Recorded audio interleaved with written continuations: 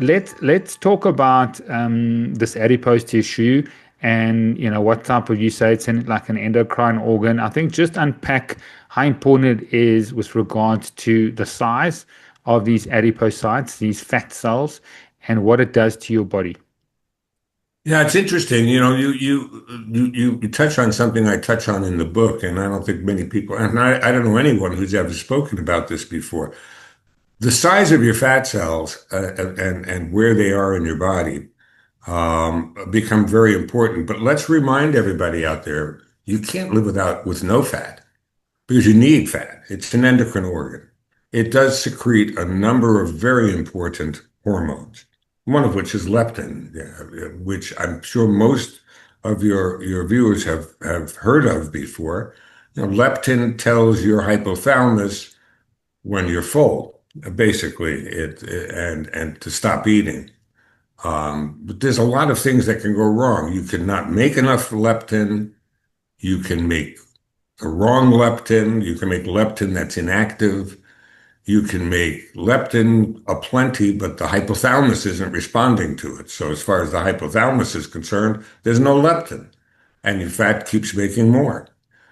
So getting a leptin level can be deceptive. You could say, well, his leptin levels are high, but he's way overweight and a Mm. lot of fat around the organs. That has nothing to do with anything.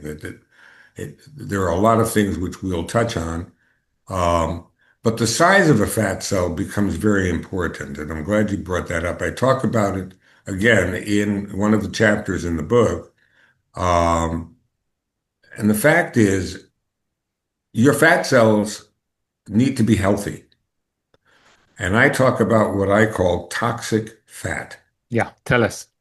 Most of the toxic chemicals we're exposed to are unfortunately insoluble. They're in water.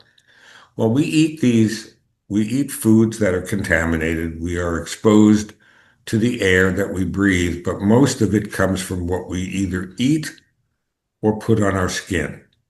I'm talking about things like parabens in makeup that are absorbed through the skin. These are organic molecules. So they get into our bodies. They don't stay in the bloodstream very long. They are sequestered. They are sequestered in certain organs, but the biggest organ they are sequestered in is fat. So we get unhealthy fat cells.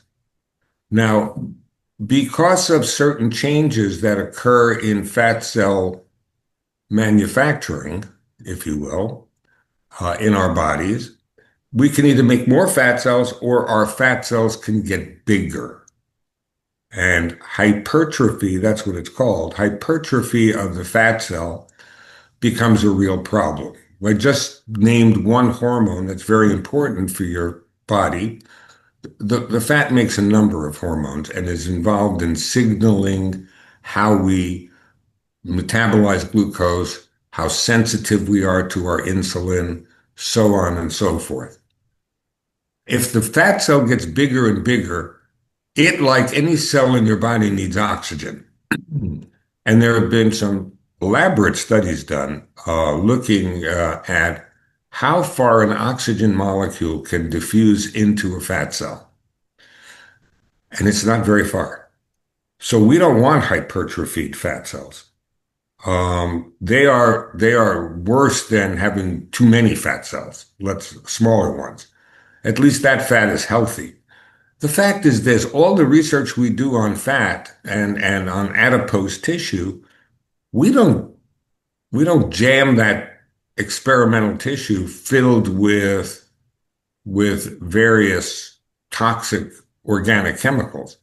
So think of your fat cells now as being a reservoir for all of these organic chemicals. How does that change the function of the fat cells? We don't know. We have no idea. I will tell you right now it's toxic fat. It's not responding normally. It's not. It's like taking, your CPU and jamming a whole lot of, gunky stuff into the electronics and saying it'll function fine. It's not functioning fine. Mm. It's going to not work right. So these And studies on this, Dr. Lonke, about what happens with this toxic fat, I think that's an incredible incredible word. I mean, I think we got to get that word out there, toxic fat that's filled with these chemicals. And I think if you can just affirm, I think 85,000 new chemicals have been introduced in the last 50 years.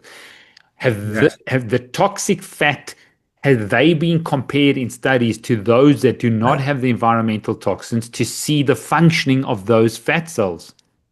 First of all, yes, 85,000 chemicals have been introduced into our everyday lives.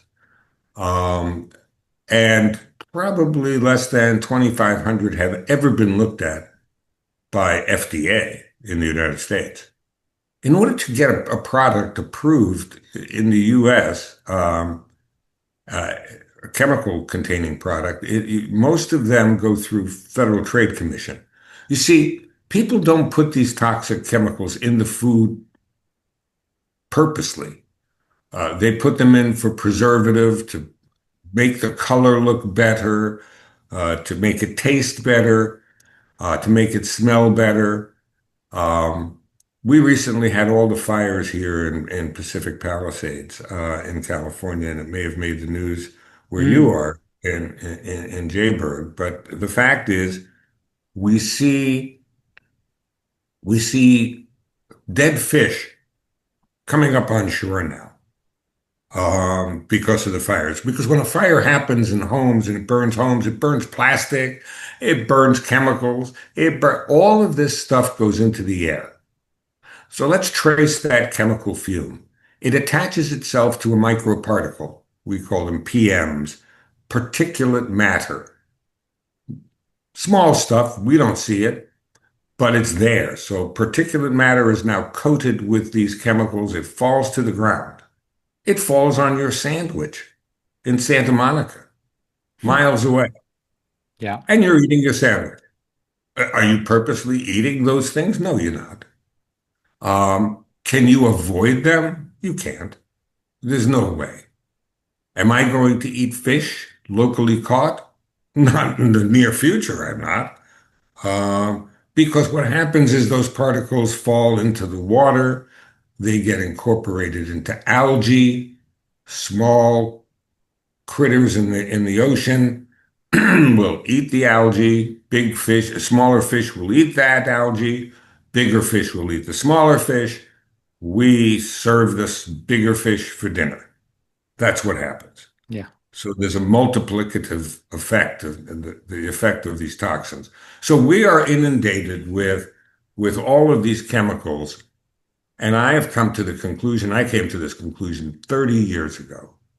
Um, we can't stop the chemical industry. It's foolish to think, it's a fool's errand to think we're going to be able to do that.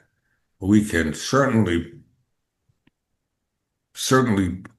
foster better farming, better methods of cultivation, better methods of pest control. We can certainly be in favor of all that. But are we going to eliminate all the chemicals? No, we're not. And even if we do in the US, as I remind people in my new book that I'm working on right now, um, will the jet stream make sure that whatever's going on in China right now is coming to the LA basin, the Mm, Los Angeles basin. So we can't control the world. This is just, you know what? Your world starts at your skin yeah. and it's inside your body. That's the world you need to be really, really concerned with. And can you protect that? And the answer is, I believe we can. And with good education and good ways of managing our food and our diet, we can make a difference.